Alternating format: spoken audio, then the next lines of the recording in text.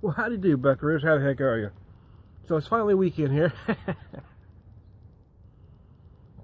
Oh, had a good week at work, but it was a long one, and unfortunately, everybody's been sick here. My wife, daughter, grandkids. So anyway, they're starting to feel a little bit better. So everybody's over here today, and Gramps is going to do some grilling. I've got a C Street Pale. I actually did a video for it yesterday, so I'm not doing the video specifically for this beer. I just tell you what I'm drinking while I'm talking to you. A dry hop pale ale with a caramel malt backbone and classic Pacific Northwest hops. I'm guessing Cascades, although it doesn't say specifically. And I didn't get on the website to check IBUs. I looked it up yesterday, but I'll be darned if I can remember right now. It's got a great aroma, though. It's very nice. Yeah, I commented during my video that the distributor there, or the guy that was stocking the shelves with it, yesterday when I bought it, said he really liked their new IPA. He said this one was okay, but there are other pales he likes better.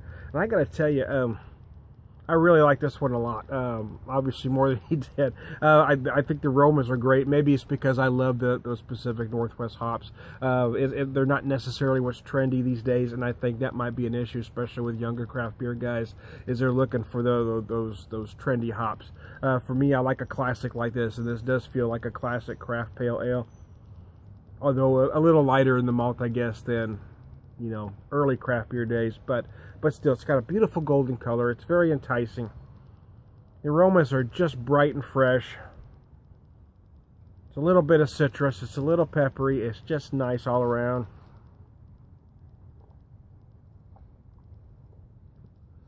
Oh,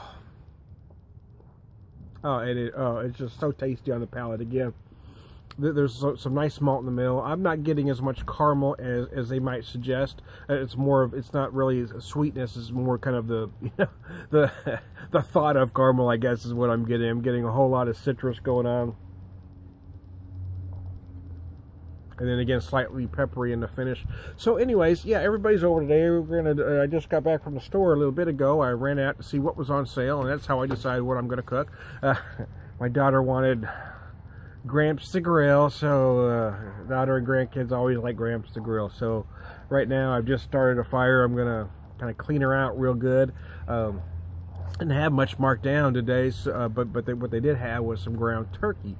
So I'm gonna, and I got some Oscar Mayer Smokies. I'm gonna say hot dogs, but I actually got the Oscar Mayer Smokies because I like them better. It's kind of a memory thing for me. I used to eat those as a kid, anyway. So anyway, they had the 90, I think it was 95% lean ground turkey marked down, like $3. It's $3.04 for a 1 1/4 pound package. So, and I come home. The issue with making turkey burgers, because to be honest with you, I'm not a huge fan of the turkey burger, but for me, you got to add a lot of flavor to the turkey burger. So I mix them up. If I'm doing a good beef, I just kind of salt and pepper the tops as I'm cooking, but when I do turkey, I really throw a lot in there to give it some flavor. So that's what we got going on. I also got some fresh mushrooms I'll put on the grill as well, so we'll top them. I've got American cheese. I don't use the singles, I use a good American cheese. But then I also have some Havarti, so I was thinking, you know, the mushroom, the burger with the melted Havarti on top, and then the mushrooms. I also got some good lettuce and tomato. So what I like to buy, though, instead of the large hamburger buns, especially when I'm grilling at home, is and for the grandkids, is I buy the little slider buns. That way I just make small burgers, and then, you know, if you want to, you can. If not, you know, less goes to waste, especially with the grandkids. They both can eat, and they both eat pretty well. But, you know, I mean, sometimes Ben will eat 2 burgers, sometimes he'll eat half a burger. You know, Allison's the same way. Allison's actually the bigger eater of the two, and she's younger. But sometimes Allison will eat a couple, sometimes she'll eat, you know, a half. So you just never know with kids. So I make them each a little slider, or sometimes I'll just make one, cut it in half, and then they split a dog. They got half a burger, half a dog. Oh. I already sliced the mushrooms, so when I get that hot going in there, I'll just put some foil down and put the mushrooms down and just kind of let them cook on the grill as well. season them up a little, you know. And that's the thing, again, for me, a turkey burger is about adding flavor. I mix some stuff together in it. But then I'll use the cheese, I use the mushrooms on the burger, I use the onion, lettuce, and tomato.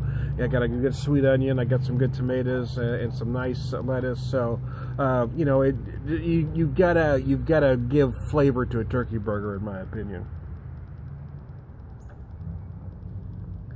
So these are new. They just came out with four cans. They got a Kings Creek Ale, the C Street Pale, spring fed. They called it sessionable ale. It's 4.5%, but they're calling it a session. Some folks are going to take issue, whatever. And they've got the Gravel Bar IPA. I actually had all four yesterday. Did a video for all four of them. I was so excited to see them in the stores. And all are great. So today I'm just enjoying the C Street Pale while my fire is starting to get hot back behind me. And well, I got my burger all mixed up, so it's, getting all happy. Let that sit for a while. And